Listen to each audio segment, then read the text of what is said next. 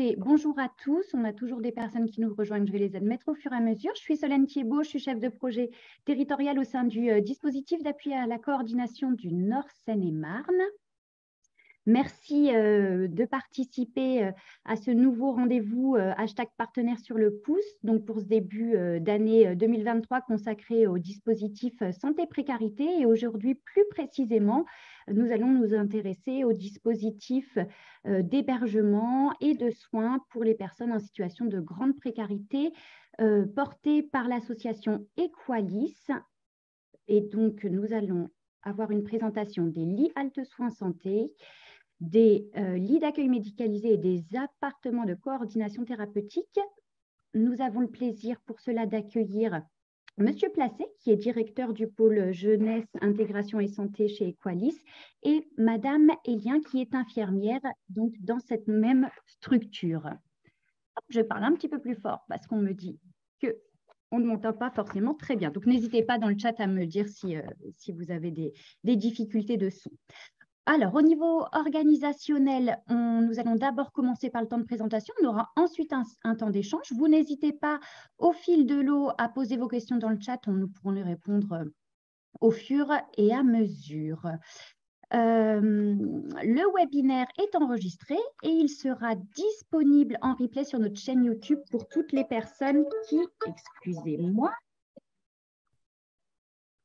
pardon, pour toutes les personnes qui ne pourront pas assister au webinaire ou également pour diffuser auprès de vos équipes. Je vais laisser la parole du coup à Monsieur Placet et Madame Elien pour se présenter. Bonjour, mesdames et messieurs, chers collègues, confrères, collaborateurs.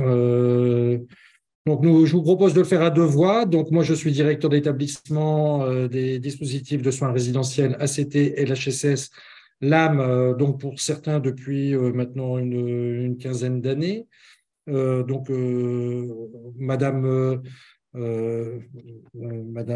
ma collègue qui est infirmière sur les ACT interviendra quand il y aura un sujet sur la coordination thérapeutique en général. Je vous propose de faire une présentation globale des dispositifs de soins résidentiels. Et puis ensuite, de répondre un petit peu dans ce qu'on aime bien, nous, c'est des questions-réponses pratico-pratiques sur comment on fait pour vous solliciter, quel public vous accueillez, quelle est votre spécificité. Donc, plus il y aura de questions et plus riche sera l'échange.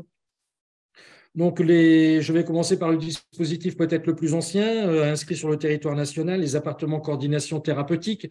Ne pas confondre avec les appartements thérapeutiques, et ça c'est important puisque beaucoup font l'amalgame. L'appartement thérapeutique historiquement est plutôt destiné à la psychiatrie et rattaché à un hôpital psychiatrique. Les appartements de coordination thérapeutique, nous allons retrouver leurs origines à l'époque par le biais de la pandémie de sida, hein, dans les années 80-90.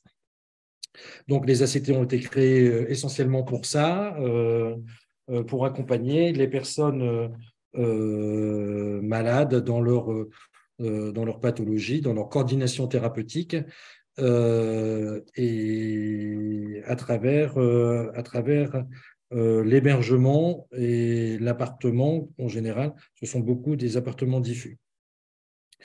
Donc, pour ceux qui ont vu le film Act Up, ça résume assez bien le mouvement de l'époque, hein, qui a permis aux patients et aux malades de s'emparer de leurs problématiques de santé et de cohabiter et d'être force de proposition sur les traitements liés au VIH auprès du corps médical.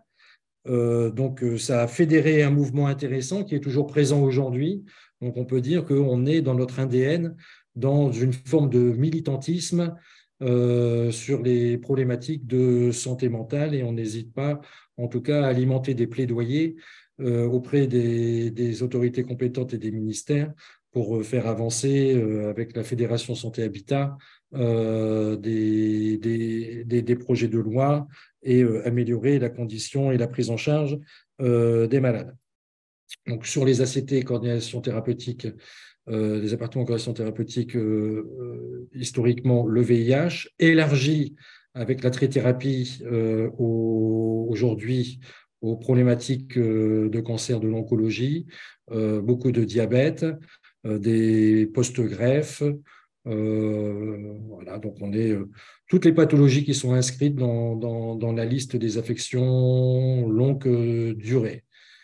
Ludgine Hélien, est-ce que vous précisez un petit peu en détail les problématiques qu'on reçoit aujourd'hui, peut-être? Allez-y. On a beaucoup de pathologies avec des cancers, donc des maladies chroniques associées à des comorbidités, plusieurs pour certains. Donc, le but, c'est vraiment de les aider pour ces personnes qui ont des parcours de soins un peu morcelés, un peu chaotiques pour certains, c'est de les remettre dans le circuit de soins, retrouver un médecin traitant, reprendre les rendez-vous de leur suivi et aussi les rediriger vers les partenaires de santé du territoire auquel ils habitent pour que petit à petit, lors de la sortie, en fait, qu'ils aient plus besoin de nous, dans le sens qu'ils soient autonomes dans leur démarche de soins et qu'ils puissent connaître aussi de quoi on parle, parce que souvent, ils arrivent et ils ont des grosses pathologies, mais ils ne connaissent pas leur oncologue, ils ne connaissent pas leur ordonnance, tout ça, tout ça. Voilà. Donc, nous avons à l'intérieur des appartements de correction thérapeutique un programme d'éducation thérapeutique du patient dont la thématique est autour de bien vivre avec sa maladie et notamment autour de l'alimentation. C'est bien ça, Virginie? Bon, étant arrivée il y a 1 mois et demi, je n'avais pas encore bien connaissance de tout ça, mais oui, la psychologue m'en a parlé, mais j'ai pas encore eu le temps de bien, voilà. Mais c'est en place apparemment. Oui. Donc, 35 places, dont 17 en appartement diffus. Hein, le reste est dans une résidence sur Meaux, la résidence d'Orgemont. Et dans les 17 appartements diffus, nous avons 7 places dédiées aux personnes sortant de prison. Voilà. Donc, on est aussi à l'interface des dispositifs pénitentiaires, des dispositifs de soins, la coordination thérapeutique, de la psychiatrie et puis après de la réinsertion par le logement. Dispositif qui a fait ses preuves depuis le temps, hein, et sur lequel donc le législateur s'est appuyé pour créer ensuite les liens Health Soins Santé. Les liens Health Soins Santé sont issus de la bonne, en tout cas de l'investissement et de la bonne volonté de Xavier Emmanueli, qui est entre autres aussi le fondateur du SAMU social, hein, pour les plus anciens comme moi, qui ont connu les centres d'émergement d'urgence historiques. Il y avait pour les personnes qui étaient en CHU et qui avaient une problématique de santé qu'on ne pouvait pas dignement remettre directement à la rue quand on ferme le CHU. Moi, j'ai l'exemple, j'ai travaillé aux œuvres de l'Ami de Pin, donc j'ai l'exemple qui me vient en tête, 442 lits. Quand les personnes sortaient de l'Ami de Pin, c'était pour errer sur les trottoirs parisiens, malades ou non. Donc, c'est pas si vieux que ça, en fait. Hein. Aujourd'hui, fort heureusement, grâce à cette prise de conscience, à l'époque, c'était les lits Health Soins Santé, c'était en fait l'autorisation de pouvoir garder sur des dispositifs d'hébergement des personnes malades, pris en charge sanitairement par des bénévoles ou à l'occasion par des médecins. Et donc, cette expérimentation de 1993 lancée par le docteur Xavier Emmanueli s'est pérennisée jusqu'à aujourd'hui, avoir un financement pour pouvoir accueillir et soigner des personnes ayant besoin de soins, mais des soins ne pouvant être prodigués à la rue. Bon, on retrouve dans ces pathologies toute forme de pathologie somatique. L'idée, c'est une personne qui est à l'hôpital, et qui doit sortir, mais qui ne peut pas aller à la rue parce qu'elle a un plâtre, parce qu'elle a besoin de médicaments, besoin de vérifier qu'il y a une bonne observance thérapeutique pour finaliser la prise en charge médicale. Donc, elle vient sur les lits actes soins santé. Donc, le texte réglementaire dit que la durée de prise en charge, c'est 2 mois, renouvelable autant que de besoin quand le médecin prescripteur le juge nécessaire. Et puis ensuite, il y a réorientation adaptée, soit sur les dispositifs de l'HAI, soit sur un dispositif de droit commun. Voilà, donc autrement dit, les lits alto soins santé, on soigne des gens, ce ne sont plus des résidents comme sur les ACT, où là on a le statut de résident, on a le statut de patient, on dépend du corps médical, on est à 100% le patient d'un médecin référent qui intervient sur le dispositif, et puis une fois qu'on est soigné, on reprend son parcours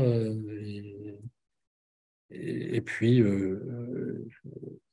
ainsi de suite. Voilà. Et le dernier dispositif qui a été mis en place, celui-ci en 2016,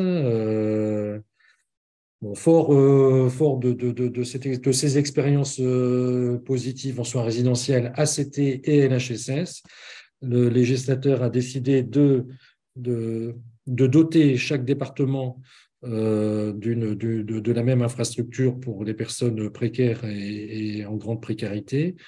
Les lits d'accueil médicalisés. Bon, le lit d'accueil médicalisé, c'est aussi également un dispositif où les personnes sont des patients, donc ils sont sous l'autorité médicale d'un médecin prescripteur.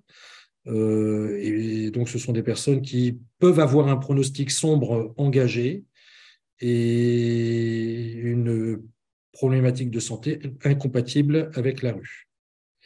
Donc, il n'y a pas de durée de temps, si ce n'est un temps médical propice à la guérison, et ensuite, il y a réorientation. Donc, les lits alto santé, c'est 25 places, les LAM, c'est 25 places. Donc, vous voyez que pour un territoire comme la Seine-et-Marne, c'est très peu. Donc, on essaye de favoriser au maximum la fluidité des parcours. Voilà. Et puis, c'est pas dans l'ordre du jour, mais je peux l'aborder. Vient maintenant avec le Ségur. Le département va se doter et a déjà commencé à se doter de dispositifs supplémentaires via les équipes mobiles santé précarité. Donc, sur le département 77, et de mémoire, il y en a une qui est portée par Aurore, l'autre qui est portée par la VIH, le réseau ville-hôpital, voilà, donc pour lequel vous pouvez les solliciter pour un soutien. Donc nous avons également aussi une équipe mobile psychiatrie précarité. Il y en a une dans le nord et une dans le sud. Vous avez eu leur témoignage le webinaire précédent. Viendra compléter cette palette de la prise en charge de la précarité sur le territoire seine-et-marnais, d'autres dispositifs issus du Ségur ou alors par extension des lits alto soins santé hors les murs, des ACT hors les murs, des lits alto soins santé périnatalité. Bref, c'est une prise en charge qui tente à se développer pour répondre de mieux en mieux aux besoins des concitoyens. Bien sûr, le DAC 77 est là présent pour coordonner et créer et impulser une dynamique entre ces différents acteurs, et elle le fait très bien. Hein. La preuve est qu'on est tous aujourd'hui réunis. Je vois sur le compteur qu'on est près d'une cinquantaine.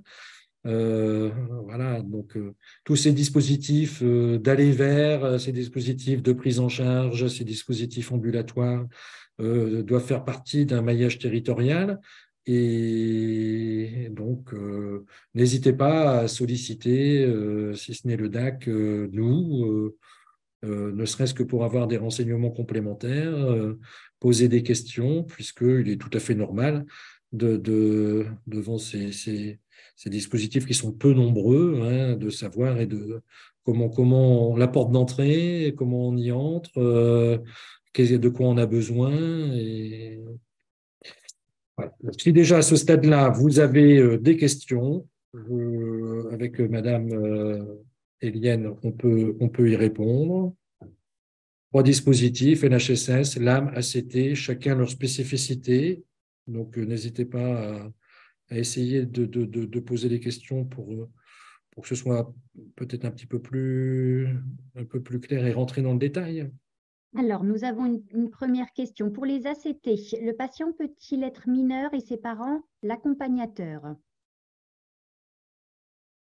Oui, donc là, c'est possible. Ce n'est pas notre vocation première à nous, mais à travers les apparentements diffus, nous en avons déjà fait.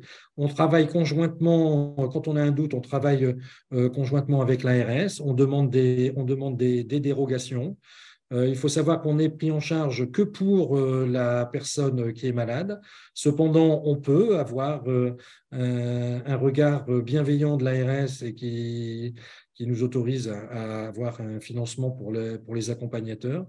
En tout cas, on a les infrastructures sur les appartements diffus. Bien sûr, la situation est à regarder en détail. La pathologie prime, bien sûr, hein, pour faire la coordination thérapeutique.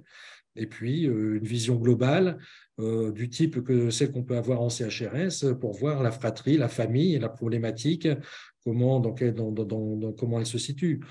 Les appartements en coordination thérapeutique, comme tous les autres dispositifs de soins résidentiels, sont basés sur le principe d'inconditionnalité. Cependant, il faut toujours préserver un certain équilibre, un équilibre institutionnel pour ne pas de ghettoiser, stigmatiser, ou en tout cas pour rendre service et plus que de desservir les personnes si on pense qu'on n'est pas en capacité de les aider correctement. Mais pour répondre à la question, oui, un enfant malade peut être accompagné de son parent. Merci. Autre question. Où sont les places des LAM et LHSS? Les lits Alto Soins Santé et les LAM sont sur Meaux. Donc, pour vous donner géographiquement un point de repère, on est sur l'ancien hôpital d'Orgemont, à Meaux. L'établissement se situe derrière la gare de Meaux sur les hauteurs, dans le triangle, gare de Meaux, Auchan et la prison de Choconin. Merci. Alors, autre question, comment oriente-t-on vers ces dispositifs? Est-ce que vous voulez qu'on projette peut-être le petit document qui reprend le tableau? Vous savez, me se placer avec Oui, les vous pouvez dispositifs projeter et le peut-être qu'on tableau. peut, si vous voulez. Donc ça, vous aurez un tableau synthétique qui va vous expliquer un petit peu en détail comment la condition d'âge, la durée d'hébergement, tout est détaillé. Mais je peux déjà vous le vulgariser de vive voix en répondant à la question du comment on oriente. Donc, il y a, pour les appartements, il y a de toute façon, pour tous les dispositifs, une demande sociale accompagnée d'un dossier médical. Donc, soit vous retrouvez sur le site de l'association et vous téléchargez les documents, soit vous nous appelez, vous nous envoyez un mail, on vous les envoie. Voilà. Donc, c'est peut-être la deuxième solution la plus simple. Dans tous les cas, il faut un dossier social et un dossier médical. Mais on peut vous accompagner de toute façon à la bonne compréhension des documents demandés et vous guider autant que de besoin. Et puis, je vous ferai le relais vers le site Internet et vers les documents nécessaires pour les participants. Comme ça, vous pourrez les avoir directement. D'accord.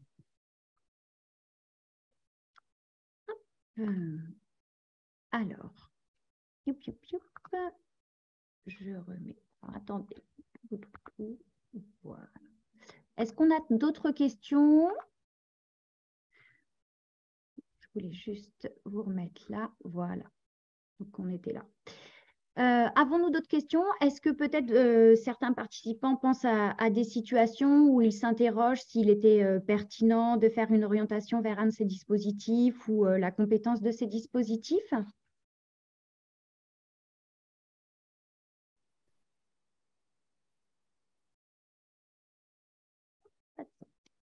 Est-ce que l'on peut, une question, est-ce que l'on peut vous adresser directement les demandes? Voilà, je ne sais pas qui est-ce, mais oui, on peut prendre les demandes et après, on aide à la constitution du dossier. Alors, on dit comment on fait. Bon, une fois que les documents impératifs, c'est bien sûr un certificat médical. C'est un certificat médical d'un médecin. Après, nous pouvons nous autosaisir. Sur tous les dispositifs, on peut évaluer l'opportunité d'essayer d'aider à la bonne compréhension des problématiques de la personne que vous souhaitez orienter. Cependant, aujourd'hui, il y a sur le territoire les équipes mobiles santé-précarité que vous pouvez solliciter, avec qui on travaille, qui sont en première ligne. Eux sont aussi peut-être aujourd'hui les premiers interlocuteurs quand vous avez un doute. À partir du moment où il y a une problématique de santé associée à la précarité, l'équipe santé peut être sollicitée, faire le premier diagnostic, faire la première évaluation, faire la mise en relation. Donc, c'est aussi pratique d'avoir ce regard croisé entre ce nouveau dispositif. Il faut apprendre aussi à travailler avec aujourd'hui et nous. Mais vous pouvez nous saisir directement. Vous aurez toujours une réponse aux questions que vous allez nous poser. Merci. Avez-vous des accueils de mères malades avec enfants? Des mères malades avec enfants, à l'instar d'une des premières questions, qui était un enfant malade avec son parent, oui, on peut avoir une mère malade avec son enfant dans un appartement diffus. Et puis, on regarde, bien sûr, il y aura un regard sur la pertinence d'accepter ou non la personne, voir si on peut répondre d'un point de vue coordination thérapeutique, sûrement, hein, c'est clair, mais aussi d'un point de vue social. Donc, il ne faut pas que ce soit qu'une demande d'hébergement. Parce que ce qu'on peut remarquer, c'est des fois, on a des demandes où la pathologie, oui, certes, il y en a une, mais qui ne nécessite pas une prise en charge ou alors une coordination soutenue, puisque les personnes ont un bon niveau, ils ont une bonne connaissance de leur maladie, ils savent la gérer, ils savent l'appréhender, ils connaissent l'environnement pathologique, ils savent faire de la prévention, ils savent plein de choses, hein, surtout dans une relation mère-enfant. Et en fait, la demande pourrait être interprétée essentiellement comme une demande d'hébergement. Donc, il faut toujours essayer de mesurer quelle est la plus-value d'être dans un dispositif médico-social. Qu'est-ce qu'on peut faire de plus qu'un CHRS ou un centre maternel ne pourrait pas faire. Voilà. Ensuite, question par rapport à l'orientation, je pense, si la personne n'a pas de médecin, je l'interprète sûrement pour le dossier médical ou oui, pour on est d'accord. Si la personne n'a pas de médecin, on peut, oui, ça arrive. Donc, l'équipe mobile santé précarité aujourd'hui est un bon partenaire. Hein. C'est-à-dire que même si eux n'ont pas la possibilité de faire un médecin, ils ont, de par leur vocation, une fibre, une sensibilité pour aborder les problématiques de santé. Ils ont une infirmière, une psychologue, et d'évaluer directement sur le terrain et de se rapprocher de nous. Et nous, on a des médecins en interne. On peut recevoir la personne et voir si la problématique de santé nécessite une prise en charge. Ça me fait penser qu'on peut, nous aussi, se saisir quand on a un grand marginal ou alors une personne qui est depuis longtemps à la rue et dont l'état général, il y a une dégradation de l'état général de santé. qui, sans avoir été diagnostiqué, mais en tout cas, il y a tout l'environnement de la personne qui montre qu'il y a une détresse. Et si on arrive à avoir l'adhésion de cette personne via les réseaux des bénévoles ou alors les maraudes ou des collectivités ou d'autres, on peut se saisir de la situation et prendre la personne pour 15 jours et faire une évaluation du type bilan de santé et voir comment la personne se positionne par rapport à ça, si elle accepte, si elle adhère, et puis on travaille conjointement avec la personne qui nous a orientés. Oui. Alors, toujours concernant l'orientation, et du coup, là, la question est quel est le temps de réponse entre le dépôt du dossier et l'admission du patient? Le temps de réponse, je pense qu'on peut être, selon les dispositifs, il y a 3 dispositifs, on peut être assez réactif. Ça peut aller d'une semaine à 15 jours. Donc, l'idée, c'est vraiment d'appeler, de se mettre en lien. On est comme vous dans le circuit du médico-social, dans l'aide et l'accompagnement de la personne. Voilà, si vous envoyez une candidature, généralement, vous avez une réponse assez rapide. Très bien. Alors, je finis avec les questions sur l'orientation. Ne vous inquiétez pas, j'ai vu qu'on avait d'autres types de questions. La personne orientée doit-elle impérativement être domiciliée administrativement en Seine-et-Marne? Non, non, puisqu'on est dans l'inconditionnalité. Cependant, nous avons un regard privilégié pour les personnes ayant une attache directe avec une institution, un établissement de Seine-et-Marne. C'est écrit dans le cahier des charges quand on a répondu aux appels à projets. C'est écrit dans notre projet d'établissement qu'on aura une sensibilité pour les personnes ayant une attache dans le département, sachant que chaque département aujourd'hui est doté des mêmes infrastructures médico-sociales. Très bien. Alors, concrètement, à quelle adresse et à quel interlocuteur doit-on envoyer les dossiers? Donc, si vous voulez, Madame Thiebaud, je vous donnerai l'adresse du secrétariat que vous diffuserez. Tout à fait. C'est cette adresse-là qu'il faudra privilégier. Et un numéro de fax aussi pour tout ce qui est dossier médical. C'est une ligne fax sécurisée. Donc, je vous les donnerai, vous les mettrez dans les liens. Je pense que c'est ce qu'il y a de plus simple à faire. Tout à fait.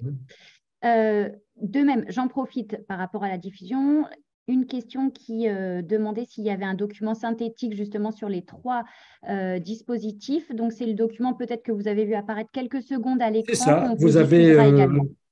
C'est exactement ça.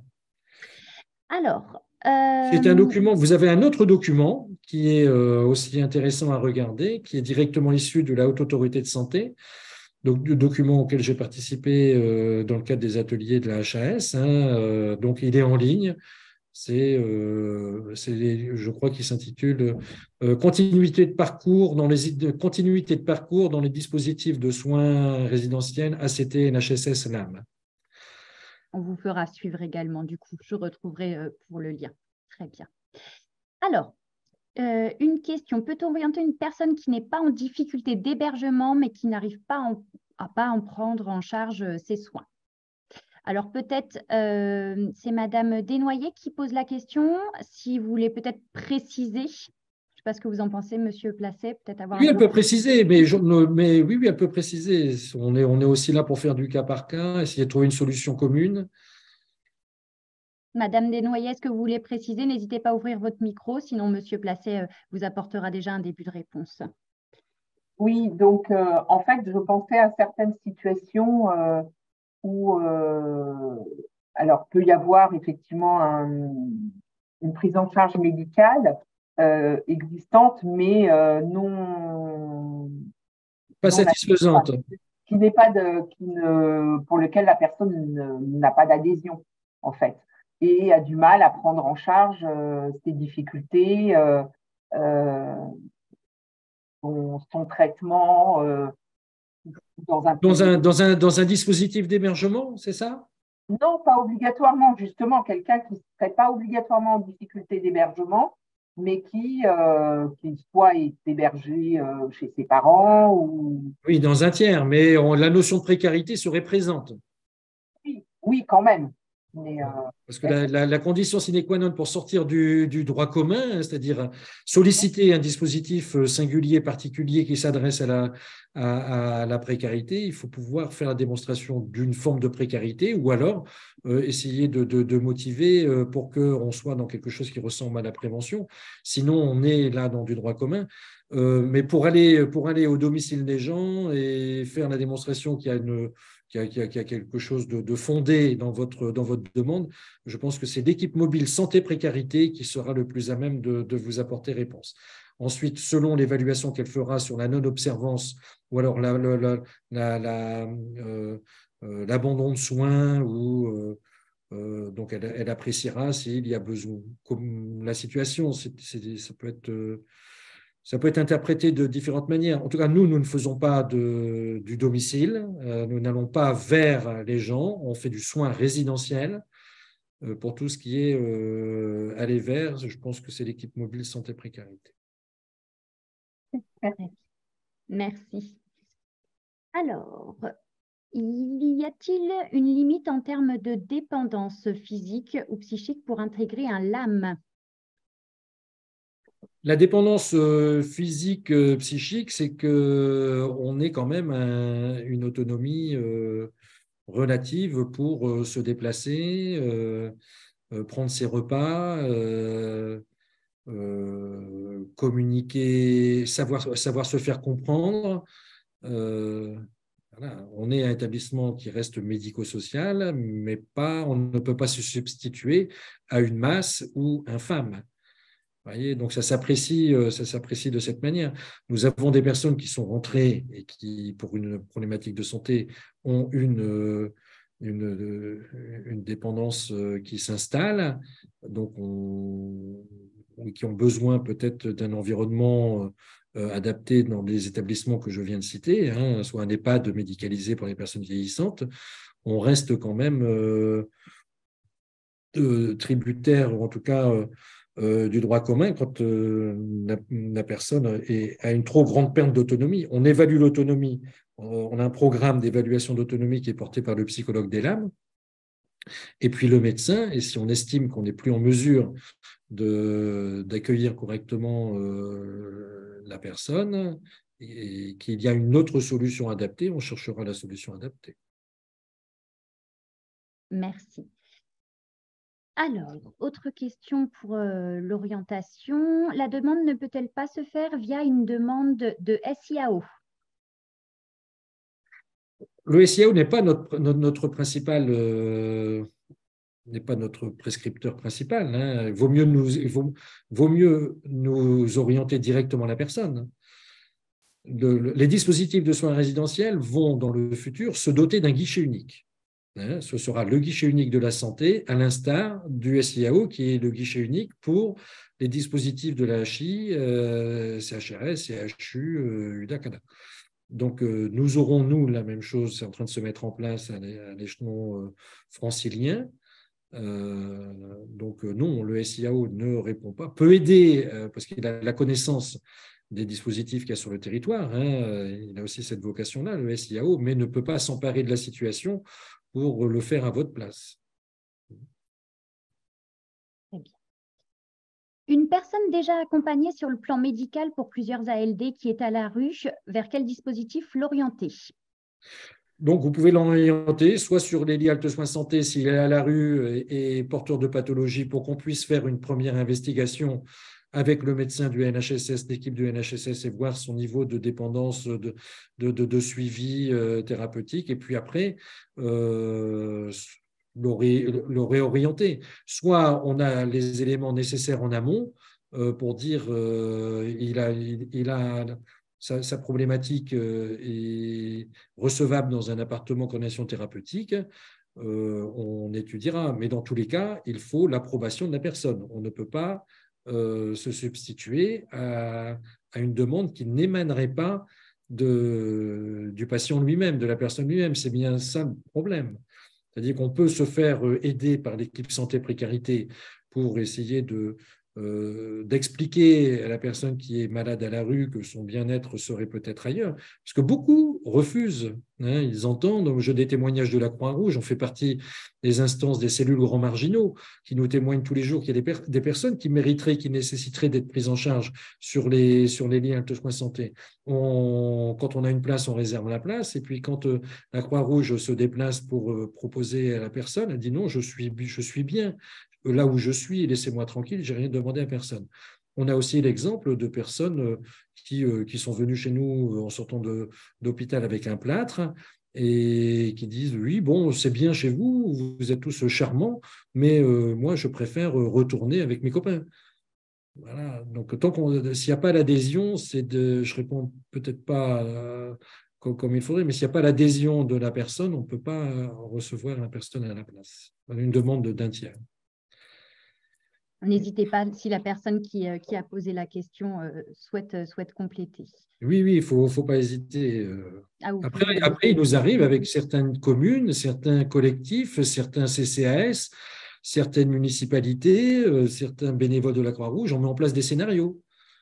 C'est-à-dire, comme on connaît bien notre public et que nous savons qu'il y a une période un petit peu d'adaptation, de mise en confiance, d'explication, d'expliquer un petit peu que ce n'est pas un hôpital, parce que beaucoup de gens sont victimes d'addiction, peuvent dire ben oui, mais bon, est-ce que je pourrais boire, est-ce que je pourrais fumer, est-ce que je pourrais sortir, est-ce que je pourrais recevoir. Donc tout ça, ça mérite d'être expliqué, d'avoir un accompagnement, peut-être même d'avoir une prévisite. Et puis, on peut monter des scénarios comme ça, c'est tout à fait possible. Alors, en parlant d'addiction, une transition vers une autre question. Vers quel dispositif peut-on orienter les personnes addicto non stabilisées? Non stabilisées, c'est compliqué. On ne sait pas bien faire. On ne sait pas bien faire, même si on a des partenariats avec les XAPA. Là, c'est toujours pareil, c'est au cas par cas. On a fait à la marge des admissions en amont d'une cure, parce que des fois, quand on va en cure, des fois, l'organisme demande d'avoir un point de chute à la sortie ou s'il y a non-adhésion, de ne pas se retrouver avec la personne. Donc, on monte des programmes hybrides avec la personne demandeur et son référent. On ne le fait pas seul. On le fait soit avec le XAPA, sur du cas par cas. Après, toujours au cas par cas, la pandémie nous a montré qu'on était en capacité de nous adapter avec les personnes addictes à l'alcool, au tabac, et puis on trouve des solutions. L'idée, c'est de faire du sur-mesure, mais pas tout seul, puisque les personnes sont orientées, sont connues, ils font déjà majoritairement partie d'un réseau, d'un partenariat. Voilà, conjointement, on se met d'accord pour faire une tentative. Et des fois, ça marche, des fois, ça ne marche pas. Voilà. Mais on n'est pas centre de cure, on ne fait pas de sevrage. Merci. Alors, des questions un peu plus sur la prise en charge. Et avant cela, quelles sont les différentes professions représentées dans vos services? Travailleurs sociaux, donc on a sur les 3 dispositifs, on a un panel de compétences. Ça va de CESF, assistante sociale, éducateur spécialisé, aide-soignant, infirmier, psychologue, médecin, chef de service, coordinateur, et qui j'oublie sur le psychologue, j'ai déjà dit, animateur. Voilà. Donc, comme on est, on met notre projet d'établissement a mis un focus, a mis un programme intéressant autour de la vie au sein de la résidence. Et nous avons 2 animatrices qui font de l'intra, de l'extra, et puis des ateliers estime de soi à vocation thérapeutique. Et là, ici, c'est peut-être pas l'endroit, mais je ne peux pas m'empêcher de le faire, de lancer un appel, comme beaucoup d'établissements. Nous recrutons psychologues, infirmiers, aides-soignants, travailleurs sociaux. Donc, si vous voulez postuler, vous pourrez également utiliser, même en candidature spontanée, on vous répondra, utiliser l'adresse que le DAC va vous donner. Voilà. Médecin aussi, on cherche. Ça, nous sommes beaucoup. On est beaucoup. Hein. Oui, le DAC, c'est tout à pareil. Je sais que vous êtes, on est tous un petit peu aujourd'hui en flux tendu dans le personnel. Ouais. Alors, au niveau social, justement, quel accompagnement social est proposé sur les 3 dispositifs? L'accompagnement social sur les ACT, c'est un accompagnement social global du type CHRS. Hein, donc, tous les items de la vie sociale sont représentés, hein, emploi, logement, santé, budget, loisirs, travail, formation. Ce n'est pas parce qu'on est malade aujourd'hui qu'on ne peut pas travailler. Heureusement, il y a des gens qui peuvent travailler avec leur diabète, avec leur VIH. Voilà, donc sur les ACT, c'est plutôt global. Sur les LAM, on va voir quelque chose de plus spécifique, genre accompagnement social du type hospitalier avec une assistante sociale qui va, et sur les liens Alto Santé, c'est à peu près pareil, qui va plutôt être en veille sur le maintien des droits ouverts, hein, si ce n'est le maintien, c'est la recouvrance de droits, parce que sur les liens Alto Santé, beaucoup arrivent avec des droits épuisés, pas renouvelés ou à mettre en place. Donc, on est là sur les liens Alto Santé en premier accueil, en première instance. Donc, on aide à l'élaboration des dossiers de recouvrance et d'ouverture. Sur les LAM, quand on y rentre, c'est déjà qu'on a eu au moins quelque chose au niveau de la santé, donc on est dans la continuité. Voilà, donc plus spécifique, plus ponctuel sur les liens Alto Santé et les LAM, mais plus global sur les ACT. Voilà, je peux répondre. Mais on fait un petit peu tout quand même. Merci. Alors, il y avait une question qui concernait, voilà, peut-on prévoir des orientations dès la sortie d'hospitalisation? Oui, il suffit de se mettre en lien en amont avec là toujours l'adresse que je vous ai donnée. On peut créer un lien direct entre sortie d'hospi et… C'est même ce qu'on fait le plus souvent d'ailleurs, pour rien vous cacher, sur les liens Alto Santé. Hein. Voilà. Donc, on sait très bien faire sortir les gens, très bien faire rentrer les gens chez nous sur les liens Alto Santé prioritairement, puisque là, c'est du court séjour. Par contre, là où on est pris par défaut, hein, c'est pour les sorties. Parce que quand on est un homme seul à la rue, on n'est pas toujours prioritaire dans les dispositifs attachés au SIAO. Et ça, c'est un peu plus compliqué. Donc, ça demande un petit peu de temps. Voilà. Mais oui, on fait des sorties directes, heureusement, de l'hôpital pour assurer la continuité des soins. Ouais. Et justement, qui prépare la sortie des LAM et LHSS? C'est nous, avec les partenaires. Voilà, donc on fait notre travail de mise en relation, de coordination, toujours avec l'idée de la non-rupture des parcours, continuité des parcours, voilà, essayer de trouver ce fameux sur-mesure qui ne convient pas toujours à tout le monde et fluidifier. Donc, pour rappel, hein, pourquoi c'est important de le dire là, la fluidité des parcours. Sur les liens Alto Soins Santé, on prend des personnes qui sortent de l'hôpital. Un prix de journée hospitalier, c'est entre 800, la moyenne c'est 800-900 euros jour. Sur les liens Alto Soins Santé, c'est 120 euros jour.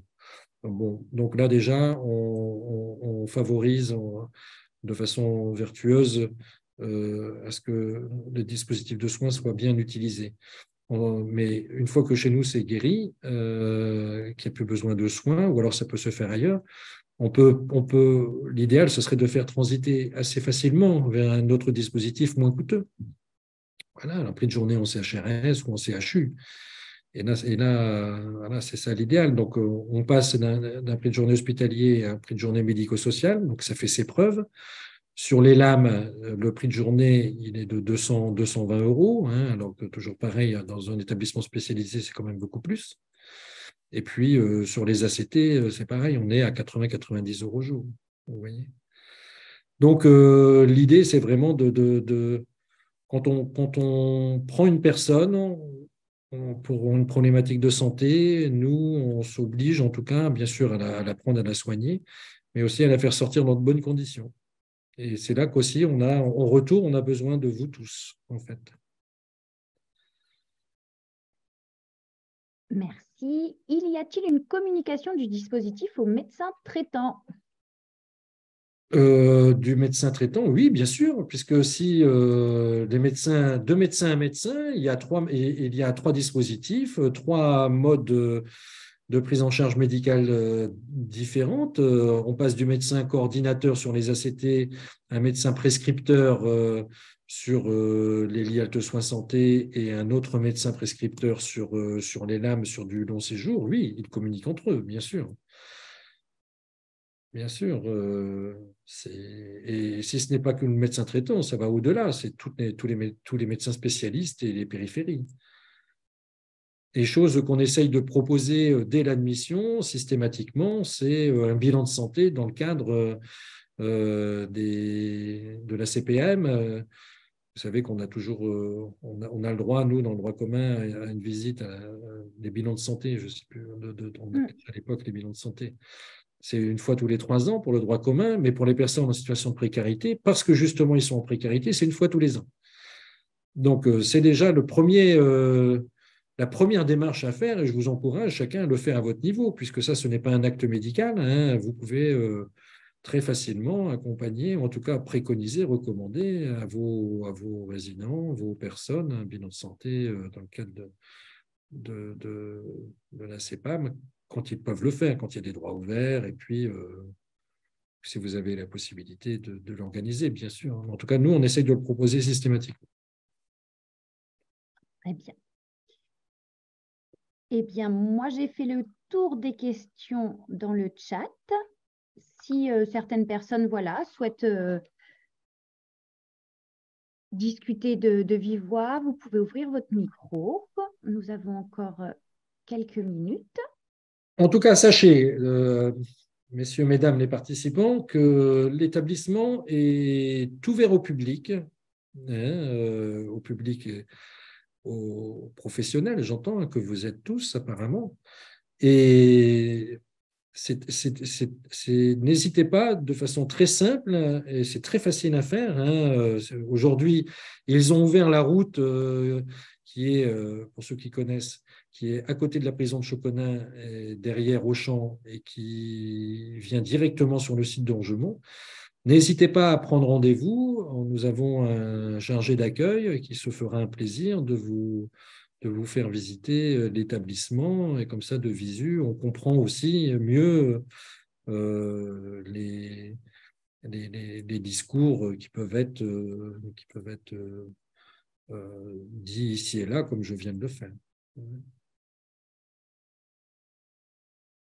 Donc, nous avons des partenariats élargis, hein, on a beaucoup de partenaires. Hein.